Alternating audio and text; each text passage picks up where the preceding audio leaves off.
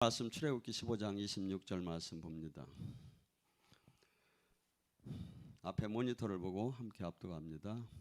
이르시되 너희가 너희 하나님 여호와의 말을 들어 순종하고 내가 보기에 의를 행하며 내 계명에 귀를 기울이며 내 모든 규례를 지키며 내가 애굽 사람에게 내린 모든 질병 중 하나도 너희에게 내리지 않으니 나는 너희를 치유하는 여호와임이라. 아멘. 요새는 설교를 하기가 상당히 힘이 듭니다.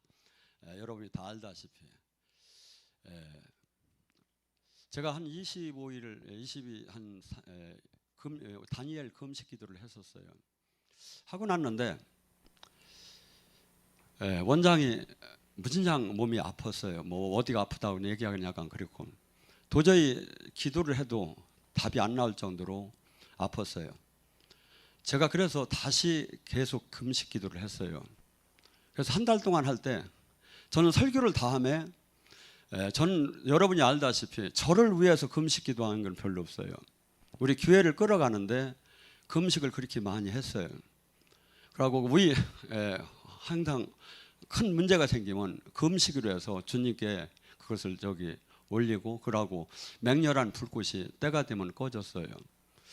그러한 삶을 살고 또한 제가 한갑 때 돈이 나온 걸 여기다 어떤 사람 어려운 사람 그냥 드렸어요. 제가 그러고 여행을 가라고 3박 4일 돈 우리 딸들이 해준 것도 해외 가는 것도 내가 포기하고 여기 13년 5, 6년을 내가 섬겼어요. 우리 딸들이 결혼하는 부주금까지도 여기다 다 내놓고 광고비를 썼어요. 그렇게 4, 5년을 이렇게 생활을 했는데 그리고 또 제가 직장 생활을 누구보다도 더 이렇게 남보기에 괜찮은 직장을 갖고 5, 6년을 더 할 수 있는 것도 하나님 일을 하기 위해서 제가 그만뒀어요. 그런 저에게 지금 다가오는 것은 상상할 수 없는 것이에요. 상상할 수 없는 일. 그래서 정말 여러분들이 기도를 해가지고 무엇이 하루에 1년 살기도 그게 어려운 건데 14, 15년을 왜 그렇게 살았는가를 잘 보세요. 그리고 또 하나는 누가 어느 적에 하나님이 함께하는 거를 잘 봐요. 왜냐하면 둘 중에 하나는 죽어야 돼요. 하나님 편에 섰느냐 사람 편에 섰느냐 둘 중에 하나는 죽어야 한다니까요. 반드시. 왜냐하면 죄의 대가는 반드시 치러야 돼요. 제가 이날까지 이렇게 생활을 했다는 것은 그만큼 마음을 비웠다는 증거 아니겠습니까? 더 이상 뭔 증거를 표시해요? 그러면 하나님이 함께한 건 뭐예요? 영성학교를 하면서 증거는 수없이 증거가 됐다고 봐요. 더 이상 어떻게 증거를 내놔요? 저는 지금 이 시간이 상상할 수 없이 어떻게 본다면 이해가 되들 안 해요. 하나님만이 아시고 그리고 분명한 것은 하나님이 반드시 행하셔요. 반드시 그거에 대해서 결과를 많은 시간이 걸리지 않아요. 반드시 물게 돼요. 오늘 시간에는 치유에 대한 것을 갖고 오는데 치유는 예수님께서 하신 3분의 2의 사역이 전부 다 치유 사역입니다. 우리는 예수님의 증인으로서 예수님의 제자로서 이 땅에서 하셔야 할 사역은 예수님께서 얘기해요. 마가복음 16장 17절이라고. 믿고 구원받은 사람은 이 예수님의 제자는 할 게 딴 게 없다는 거예요. 첫째, 내 이름으로 귀신을 쫓으라는 거예요. 새 방언을 말하며 뱀과 독을 마셔도 해함을 받지 않으며 병든 자에게 손을 얹으면 나을 거라는 거예요. 우리 교회만큼 역사가 많이 난 데가 사실은 많지 않을 거예요. 여러분 생각을 해보세요. 14년 동안 이 교회 운영은 기도원이 대한민국에서 지금 이런 기도원을 운영한 데가 있는가? 여기는 14년 동안에 외국 강사를 세웠을 때 아니면 영성학교 끝난 날 외에는 헌금 시간을 한 번도 갖다 안 했어요. 이론 한 장 없는 분들이 여기 와서 같이 식사하고 같이 은혜 받고 예언 치유 같이 받을 수 있는 시스템을 그것을 그대로 계속 유지해 왔어요. 왜? 하나님이 기뻐하는 일이기 때문에 교회가 해야 할 일이기 때문에 나가서 어려운 사람들 밥을 주는 봉사 활동도 있지만 여기에 밥을 먹겠다고 오는 사람이 어디 있겠느냐 이거야. 어려운 사람이 하나도 눈치 안 보고 은혜 받고 하나님 만나고 또한 이렇게 회복된다면 그거 같이 내가 또 나가서 무슨 선교를 하며 무슨 가난한 사람 식사를 제공하며 그러할 이유가 뭐가 있는가. 이 일을 열심히 하면 되는 거지. 그런 마음으로 했어요. 그래서 여기서 지금까지 여러분들이 저가 부족할 수는 있죠. 하나님 보시기에도 부족하고. 그렇지만 우리나라의 기도원에다 비교를 하라 이거야. 세계 기도원에다 비교를 하라 이거예요. 여기가 어떻게 왔고 어떻게 역사했고 어떻게 하나님이 함께 했는가를. 왜냐하면 온전할 수는 없어요. 하나님 보시. 그렇지만 우리나라 기도원과 세계 기도원에 한번 비교를 해보라 이거죠. 주님께서는 이 땅에서 계시는 동안 이 귀신을 쫓고 병을 고치는 것이 이게 구원 사역이라고 봤고 이것이 천국 사역이라고 본 거예요. 그래서 예수님은 이 땅을 떠나는 날 누가복음 13장 32절에 나는 오늘도 귀신을 쫓고 병을 고칠 것이며 내일도 귀신을 쫓고 병을 고칠 것이며 제3일에 완전 십자가를 지기 전날까지 귀신을 쫓고 병을 고쳤다고 해요. 왜? 이것이 구원 사역이고 이것이 교회가 해야 할 사역이고 이것이 이 땅에 하나님 나라가 이루어지는 거기 때문에. 그래서 하나님 나라가 특별한 게 아니라는 거예요. 네 안에 성령의 힘으로 귀신이 떠나면 천국이 임했다고 얘기합니다. 그래서 근데 주님께서는 지금 우리에게 뭐라 하냐면 마가복음 2장에 중풍병자의 사건이 나와요.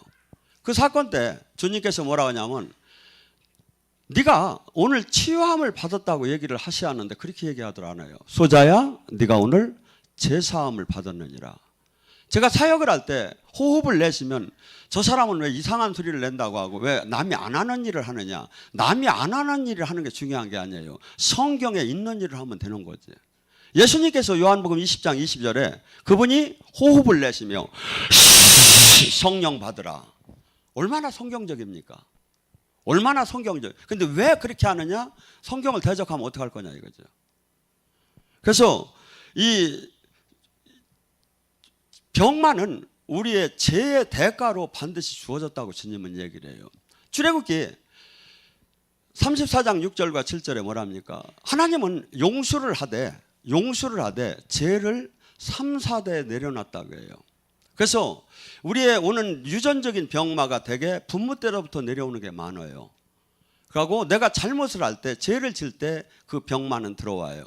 그래서 이 복합적으로 이 들어왔을 때 뭐냐면 이것이 용서함을 받을 때 병은 낫는다고 얘기를 해요. 그래서 동일하기 때문에 이렇게 얘기해요. 네가 오늘 소자야 제사함을 받았느니라. 제사함 이게 영적 묶임이 풀리면 현실은 풀린다는 거죠. 영적 묶임이 현실이. 그래서 우리에게 지금 이 하나님께서 저기 할 때는 이 온전하게 회개할 때 우리가 병마가 치유된다고 분명히 얘기를 합니다. 그리고 또한 주님께서는 우리에게 치유를 받을 때 믿음을 요구를 해요. 가나안 여인 사건 때 마태복음 15장에 나오는 그 이방 여인은 예수님께서 그 지역을 오신다는 얘기를 들었어요. 복음이 뭡니까? 구원이 뭡니까? 그 귀신 들린 딸을 가진 부모에게는 그 귀신 들린 딸이 낫는 것이 구원이고 복음이에요. 그래서 예수님이 오신다는 얘기를 듣고 다가가서 예수님께 우리 딸을 고쳐달라고 하니까 예수님은 들은 짓도 안 하고 가셔요. 그때 예수님께 더 다가가서 막 소리를 치니까 제자들이 저 여인이 저리니 그냥 이렇게 고쳐주시지가 않느냐고. 그러니까 예수님께서 아주 혐오스러운 얘기를 해요. 사람이 떡을 취해서 개에게 주는 게 아니다. 우리는 예수님께 다가갈 때 지금 중풍병자 사건도 그렇고 이 가나안 여인도 그렇고 수없이 장애가 많이 생겨요. 그래서 때려치고 싶은 바리케이트가 수없이 장애가 많이 생겨요. 그래서 천국은 침노하는 자의 것이라는 거예요. 그것을 아니 꽂고 더럽고 이런 걸 따질 게 아니라 목표를 향해서 최고의 승리를 하는 자가 차지할 거라는 거예요. 사람의 떡을 취해서 개에게 주는 게 아니다. 우리말로 쉽게 얘기하면 너는 개인데 왜 사람이 먹는 걸 달라고 하느냐예요. 얼마나 모욕적인 얘기입니까? 그 여인은 이렇게 얘기합니다. 개라도 조사옵나이다. 주인 상에서 떨어지는 부스러기는 내가 주워 먹을지 않습니까? 주워 먹을 수 있지 않습니까? 주님은 그럽니다. 네가 그 말을 했기 때문에 네가 네 딸이 나으리라. 네 믿음이 크도다. 예수님께서는 그 사람을 테스트를 한 거예요. 그가 진짜 믿음이 있는가? 진짜 딸을 구원할 만한 믿음이 있는가? 그래서 우리에게 다가오는 저기들은 수없이 우리에게 믿음을 요구를 합니다. 이 마가복음 9장에 났건 사건도 이 간지라는 자녀를 데리고 와서 예수님이 변화상에 갔을 때 그 제자들에게 고쳐달라고 했는데 못 고쳤어요. 그들이 분명히 얘기를 했을 거예요. 예수님의 이름으로 일어나 떠나라. 근데 안 떠났어요. 그러니까 예수님이 왔을 때 당신 제자들이 이걸 고치지 못했나이다 하니까 예수님이 언제까지 나를 이렇게 괴롭히 하느냐고 얘기해요. 이해를 해주시는 게 아니라 쉽게 얘기해서 충분히 우리가 제자로서 열심히 한다면 될 수 있다는 거죠. 될 수 있는 것을 너희들 왜 못하고 있느냐 이거죠. 그러면서 그 부모는 다가와서 할 수 있다면 제 자식을 좀 구해줄 수 있으면 구해달라고 합니다. 예수님은 이렇게 얘기합니다. 하나님은 하나님답게 할 수 있다면 무슨 말이냐. 기독교는 할 수 있다면 무슨 말이냐가 어떻게 보면 대표적인 적이에요. 우리에게 지금 수많은 문제들이 있어요. 수많은 것들이 경제 문제, 건강 문제, 사회 문제, 가정 문제, 수많은 문제들이 있는데 지금 주님께서는 할 수 없다면 무슨 말이냐 이거죠. 성령 안에 자유하게 된다고 해요. 성령 안에 들어간 모든 것이 묶이고 억압되고 포로된 것이 자유케 된다고 해요. 그래서 우리가 예수님을 믿는 것은 그분과 사랑의 관계를 갖는 것도 중요하지만 이분이 안에서 모든 묶임과 결박이 풀어지는 거예요. 주의 성령이 임하면 눌리고 억압되고 포로되고 소경된 것이 자유케 되리라. 자유케 되리라. 그래서 이 여인은 그 믿음을 갖고 그 딸이 낳는 결과를 갖고 왔죠. 우리는 지금 이 시대에 수많은 사람들이 교회를 다니면서도 병원을 가야 하는지 아니면 기도를 받아야 하는지 아니면 내가 무엇을 하는 것이 가장 성경적이고 예수님 보시기에 옳은가 생각돼요. 야고보는 그때 교회의 공식 문서고 회장이었었어요.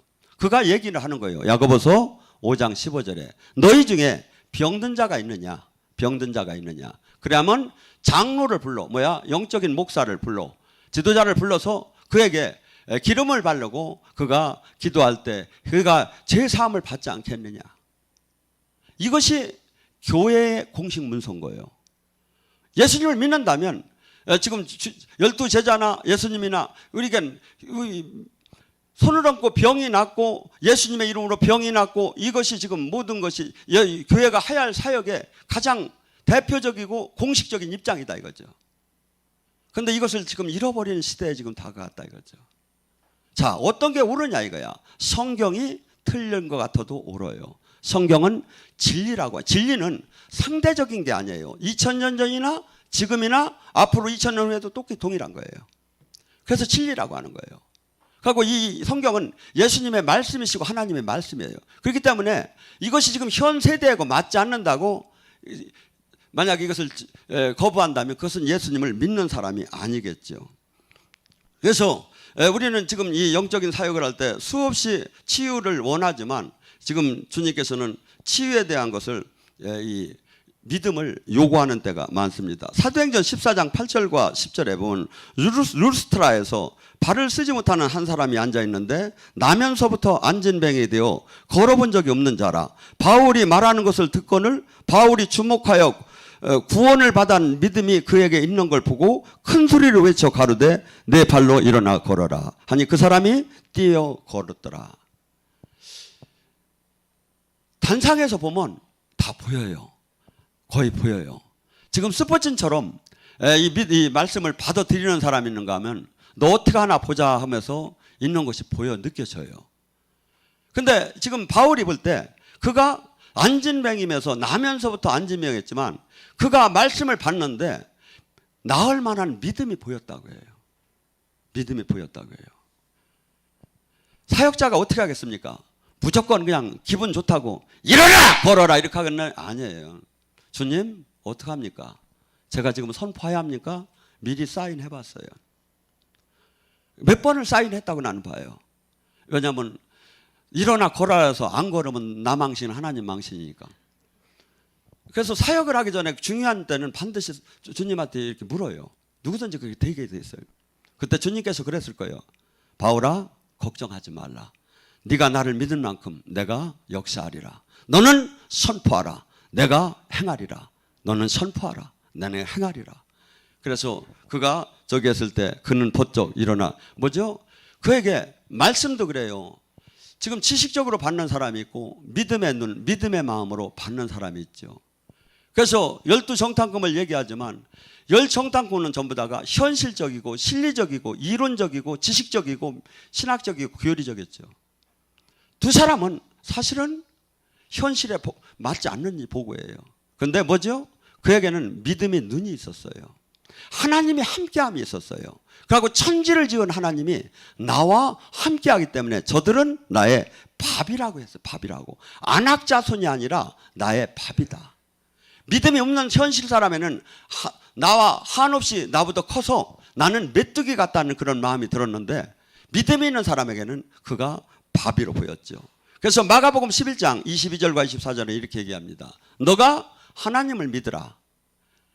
하나님 같은 믿음을 가져라. 하나님 같은 믿음의 신실함을 가져라.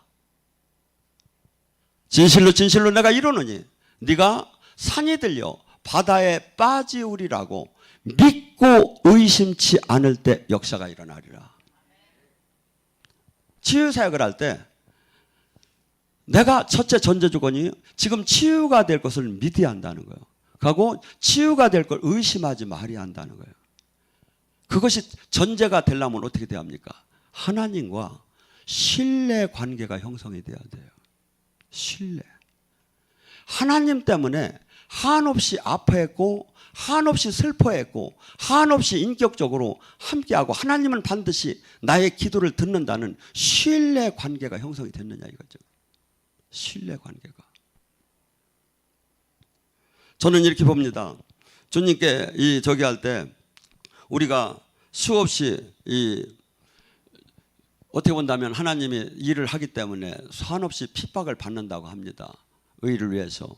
그럴 때마다 신뢰 관계가 저는 형성이 된다고 봅니다. 하나님은 아시잖아. 하나님께서 나의 일을 무관하지 않을 것이다. 근데 핍박을 안 받으면 어떤 현상이 일어납니까? 신뢰 관계가 그렇게 돈독하게 형성될 것 같지 않아요. 우리에게 예를 들어서 자식이 있습니다. 자식이 와서 부모님에게 아버지 지금 내가 10,000원이 필요해요. 10,000원 주세요 하면 10,000원 줄 걸 100% 믿고서니 달라고 할 겁니다. 그렇게 신뢰관계가 형성이 됐죠. 하나님도 종교를 가지라고 하는 게 아니라 사랑하고 하나가 되고 네가 내 안에 내가 네 안에 하나가 되자는 거예요. 그래서 내가 하나가 될 만큼 그분을 사랑했느냐 이거야. 하나가 된 만큼 그분한테 희생했느냐 이거야. 이 말로는 쉬워요. 그런데 반드시 야고보서 2장 17절과 19절은 행함이 없는 믿음은 가짜라는 거예요. 내가 앞으로 하나님 제가 목숨 걸고 제가 하나님 충성하겠습니다. 목숨 걸고 제가 지키겠습니다. 목숨 걸고 제가 믿겠습니다. 목숨 걸고 전도하겠습니다. 목숨 하나도 하던 아니야. 가짜죠. 행했느냐 이거야. 행함을 내놓으라 이거야. 행함이 없는 믿음은 가짜라 이거야. 신앙은 행하며 내놔야 해요. 내가 지금 어떻게 사는 걸 내놔야 돼. 열매를 내놔야 돼요. 열매를 내놓으라 이거야. 그래서 우리는 지금 이 땅에서 상상할 수 없는 어떻게 사람이 링게르를 안 저기 하고 바이러스를 안 저기 하고 약을 안 했는데 어떻게 낫습니까? 어떻게 예수님의 이름을 선포했는데 낫습니까? 세상 3차원의 논리로 봤을 때는 웃기는 일이에요. 그런데 영의 세계에서는 동전의 양면처럼 일어나야 한다는 거예요. 생명처럼 일어나야 한다는 거예요. 증표처럼 주민등록 증거처럼 자격증처럼 우리가 주님의 사람이면 이것이 나오야 한다고 지금 성경은 얘기해요. 이것을 믿고 행하는 것이 예수님을 믿는 거예요. 예수님을 믿는 것은. 악한 영들은 우리에게 수없이 나갔다 하더라도 축사가 됐다 하더라도 다시 돌아옵니다. 마태복음 12장 43절에 뭐라 합니까? 돌아온 악령이 나와요. 사람의 몸에서 어떤 귀신이 떠났다. 사실은 일반적으로 당신 몸에 귀신이 있다고 하면 엄청난 싸울 일이에요. 그런데 영의 세계에 들어가면 한없이 많이 나와요. 그래서 영성을 하시는 분들이 화장지를 갖다 놓고 기침을 하고 토하고 눈물을 흘리고 둥그는 것은 일상적으로 일어나는 일들이에요. 그래서 사람의 몸에서 귀신이, 성령의 힘으로 귀신이 떠나면 천국이 임한 줄 알으라는 거예요. 그에게 잠깐에 천국이 임했어요. 근데 이 귀신은 나가서 물 있는 쉴 곳을 찾았다고 해요. 여러분, 귀신이 이 세상에서 가장 좋은 데는 사람 몸이라는 거예요. 얼마나 많을까요? 저는 상상할 수 없이 많아요. 제가 사역을 해보면. 우스갯소리다니 저기 이초성 목사가 사역을 할 때 보면 그분 이렇게 저기래요. 타! 하고서 이마를 치던지 그래서 딱 넘어뜨려. 그러면 사람들이 막 박수를 칩니다. 근데 제가 속으로는 그래요. 웃겨 또 있는데. 어마어마해요. 어마어마해요. 주님이 이걸 갖다 뭐라고 표현한지 아십니까? 사람 마음 안에 악이 있도다. 미움, 시기, 질투, 간음, 수업, 이게 뭐야? 마귀라는 거예요. 마귀라는 거예요. 그래서 우리가 얼마나 육을 깨트리게 하고 얼마나 육을 죽이게 하고 얼마나 나를 매일 죽이게 하는지를 잘 몰라요. 남 것만 얘기해. 자기 안에 얼마나 많은 걸 모르고. 근데 마귀는 지금 분명히 사람이 몸이 최고 좋다는 거예요. 나가서 쉴 곳을 찾았지만 쉴 곳은 전혀 없었다는 거예요. 이 세상 나가에. 마귀는 명령을 받을 때 너는 그때 죽을 때까지 거기 있으라는 거예요. 죽이고 나오라는 거예요. 근데 예외 규정이 적용된 거예요. 성령의 힘으로 결박이 돼서 어리버리하다 쫓겨난 거예요. 근데 다시 안 들어가면 그는 큰일 난 거예요. 들어가서 어떻게 합니까? 대개 그 가정의 계보로다니 그게 흘러 들어가요. 이렇게 보면. 근데 일단 그가 나갔어도 다시 주의소 본능처럼 돌아온다는 거예요. 있을 띠가 없다는 거예요. 쉴 띠가 없다는 거예요. 마귀가 이 땅에, 이 세상에는. 사람 몸뱉기. 와보니 청소가 되었다고 해요. 예수님이 만약에 여기서 좌정을 하고 계셨다면 어떻게 됐습니까? 축사가 되고 나서 마귀가 못 들어왔겠죠. 근데 마귀가 볼 때는 청수가 됐다는 것은 세상 영을 더 끌어들였다는 거야. 세상 죄를 더 끌고 안고 있다는 거야. 그래서 자기가 살기가 옛날보다 더 좋았다는 거야. 청수가 돼서. 그래서 7 귀신을 데리고 들어왔다는 거예요. 7 마리, 1000마리, 만만에. 저는 2000마리, 6000마리도 될 수 있다고 봐요. 그런 게 어디 있느냐고요? 저더러 영 열린 사람 사역 한번 받아봐요. 밤새 빼도 내일 또 나와요. 밤새 빼도 내일 또 나온다고. 여러분 아는 사람은 알아요. 자기가 밤새 자기 축사 받았는데 그 이튿날 또 나오는 걸 알아요. 아는 사람은. 7 귀신을 데리고 들어온다는 거예요. 그래서 우리가 은혜 받고 나서 반드시 주님 영으로 가득 채워넣어야 해요. 그러지 않으면 견고한 진, 7 귀신이 들어오면 다시는 어떠한 은혜를 받아도 7 귀신이면 하늘의 숫자가 3이고 땅의 숫자가 4이에요. 그러면 7이라는 거 완성 숫자예요. 하늘과 땅에 어떠한 걸 또 깨뜨리지 못하는 견고한 진을 지켰다는 거예요. 그래서 우리가 저기 할 때 이 마귀가 우리 안에 다시 들어오지 못하게 은혜 받는 것도 중요하지만 자기 관리가 중요하다 이거죠. 자기 관리. 그래서 우리는 주님 영은 홀리 스피릿이에요. 거룩의 영이에요. 내가 죄를 짓는 순간에는 그냥 즉시 다시 마귀가 들어와요. 요한일서 3장 8절 죄를 짓는 자에게는 마귀에게 속하나니. 마귀에게 속했는지 마귀에게 속하지 않은지 어떻게 압니까? 그의 언어나 행동을 보면 알지요. 무엇이 나오는가? 그가 하나님의 생명이 나오는가? 그가 지금 성령의 열매의 삶을 사는가?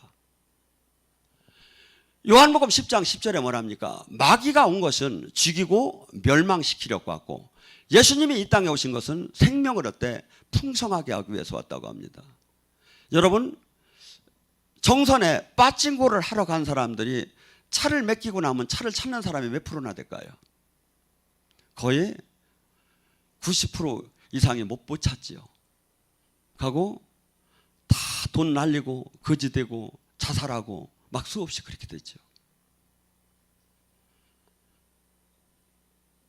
경마라든가 이 세상에는 그걸 중독이라고 얘기를 해요. 그 마귀한테 사실은 영적으로는 묶임을 받은 거예요. 그 묶임은 죽을 때나 나간다 이거죠. 죽게끔 끌고 간다 이거죠. 그런데 이 마귀의 죽게끔 음부의 권세, 사망 권세를 이길 수 있는 딱 하나의 길이 있다는 거예요. 마태복음 16장 19절. 음부의 권세를 깨는 능력과 천국 열쇠를 너에게 줄 것이다. 어떤 게? 진짜 교회. 진짜 교회. 진짜 하나님의 생명이 나오면 그 음부의 메인 자가 풀어질 것이고 이 땅에 천국이 이 땅에 임하게 될 것이라는 거예요. 이 땅에. 교회는 딴 거 없어요. 목사가 잘생기고 못생기고 작고 크고 옷이 입고 저거 아무 문제가 없어요. 뭐죠? 지금 생명의 주님이 나타나느냐 이거예요. 지금 생명의 주님이 나타나느냐 이거야. 아이고 나는 안 나타나는데. 안 나타나도 어쩔 수 없어요. 여기서 7명만 나타나면 된 거예요. 여기서 할 일은. 안 나타난 한 사람은 그게 본인의 문제다 이거죠. 지금 방송을 보면도 은혜 받는 사람만 받아요. 방송을 보면도.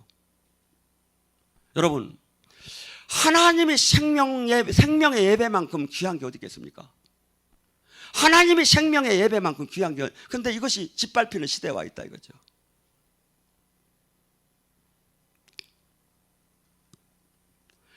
우리는 제사를 지낼 때, 예배를 드릴 때 하나님은 무조건 다 받는 걸로 생각을 해요. 그렇지 성경 그렇지 않다고 해요. 가인의 제사를, 아벨의 제사는 내가 받고 가인의 제사를 내가 받지 않겠다는 거예요. 그 마음에 예배가 정성이 없고 마음이 안 들고 그의 삶이 없다면 주님은 그걸 받지 않겠다는 거예요. 그냥 종교적인 이 생각, 저희 갖고는 하나님은 받지 않겠다는 거예요. 그래서 예배의 흠양이 뭐에서 나옵니까? 구약에서는 하늘에서 번제물에 불루단이 태워지는 역사가 나타났어요. 신약에서 뭐가 나타납니까? 성경책에도 나와요. 솔로몬이 이 성전을 졌을 때 제사장들이 일어나서 일을 못하고 넘어지더라. 임재가 나타나요. 지금도 여러분이 지금 예배 임재 속에서 막 고꾸러지고 술 취한 것 같지요. 성경에 나오지요. 사도행전 2장에 말하면 술 취한 것 같더라. 술 취한 것 같더라. 동일해요. 이것이 지금 예배 속에 나오느냐 이거야. 가장 예배의 하이라이트, 가장 예배의 정답, 가장 예배의 모범은 뭐냐면 사도행전 2장이에요. 오순절에 하나님 나라가 성령이 임함에 교회가 태동이 되는 거예요. 이게 교회의 원칙이에요. 교회의 답이에요 이게. 성령이 바람처럼 불처럼 나타나서 사람들이 어떻게 변했다고 했죠? 사람이 변화가 일어나요. 어떻게? 전 재산을 내놓을 정도로. 세상을 그렇게 사랑하던 사람이 세상 사랑하는 걸 깨고 남을 희생하고 남을 위해 내 생명을 내놓는 사람 바뀌어버린다 이거죠. 하고 모이기를 힘쓰며 하나님 생명이 나타나며 그들이 기도할 때 뭐라 했죠? 주여 예수의 이름으로 병이 고쳐지고 귀신이 떠나고 능력이 나타나게 해달라고 하면서 빌기를 다음에 그곳이 지진이 다 일어나더라. 우리는 적당한 종교인이 되라는 게 아니에요. 이 세상을 바꾼 사도들처럼 세상을 바꾸는 하나님 나라를 이루고 이 땅에서 예수의 이름으로 치유가 일어나서 그의 증인이 되라는 거예요. 예수님이 살아계시고 예수님이 메시아고 예수님이 성령을 보낸 것을 예수님이 하나님과 함께 한다는 것을 증명하는 증인이 되라는 게 우리더라. 근데 증인은 없어요. 제가 보면. 하고 치유와 사역을 하는 것은 미친 사람이 하는 것처럼 자꾸 느껴지고 광신자가 하는 것처럼 느껴지고 한다고 해봐도 또 엉뚱한 짓거리는 하고. 저는 여러분들이 다시 한번 조사를 해봐요. 여기서 제가 손을 대고 사역을 제가 하는 스타일이 아니죠. 처음에는 제가 그 사역을 많이 했어요. 지금 영성학교 때 나오는 때 선포할 때 얼마나 많은 치유가 일어났는가. 이것이 증명되는 거예요. 저나 여러분은 지금 이 땅에서 사는 동안에 어떻게 보면 계속해서 영의 싸움을 계속 해야 돼요. 원턴 원치 않던. 근데 교회는 영 싸움을 하는 데예요. 하고 영의 세계는 수없이 지금 두 종류로 반드시 나눠져요. 하나님 편이냐 사람 편이냐. 시간이 흐름에 보면 보이죠. 하나님 편인지 사람 편인지. 암만나가 계시를 못 받아도 성경은 이렇게 얘기해요. 열매를 보면 아나니. 포도나무, 가시나무가 포도를 열 수가 없고 엉겅퀴가 무화과를 열 수가 없다는 거예요. 예언을 못 받아도, 계시를 못 받아도 그들이 삶을 보면, 언어를 보면, 행동을 보면 알 수가 있다는 거예요. 하나님이 사람인지 세상의 사람인지. 우리는 반드시 종교 행위를 많이 했다는 걸 내놓으라는 게 아니에요. 열매를 하나님이 원하는 열매를 내놓으라는 거예요. 열매를. 너 자신을 얼마나 희생하면서 하나님 뜻을 얼마나 이뤘느냐 이거야. 남하고 비교하지 말라 이거야. 내놓으라 이거야. 우리는 그리스도의 심판됐을 때 그 열매를 내놓아야 돼요. 열매는 저는 이렇게 봐요. 요한복음 12장 24절이라고 봐요. 내가 주님 때문에 하나님의 미랄이 된 거예요. 내가 갖고 싶은 거 못 갖고, 하고 싶은 거 못 하고, 누리고 싶은 거 못 누리고. 저는 이것이, 목사님은 사랑이 없다는데 저는 이것이 사랑 방법이에요. 내가 누릴 수 있는 거 안 누렸고, 내가 가질 수 있는 거 안 갖고, 내가 보호할 수 있는 거 보호해준 게 저는 이게 사랑이라고 봐요. 그냥 만나면 허그해주고, 허그하다 또 큰일 나지. 한번 할래?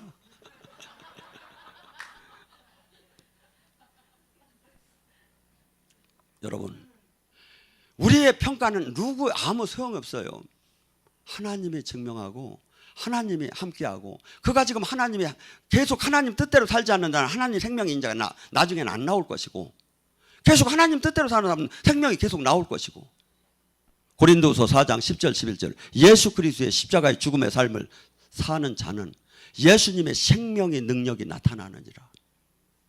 이게 증명을 하는 거예요. 이게 증명을 한다고요. 내가 나를 증명하는 게 아니고, 데살로니가 2장 5절에 내가 아첨하는 말이나 탈을 쓰지 않은 것은 하나님이 증명한다고 해요. 하나님이 뭘로 증명할까요? 그거와 하나님이 함께하는 걸 증명해 주는 거예요. 하나님이 동행을 하면 어떻게 될까요?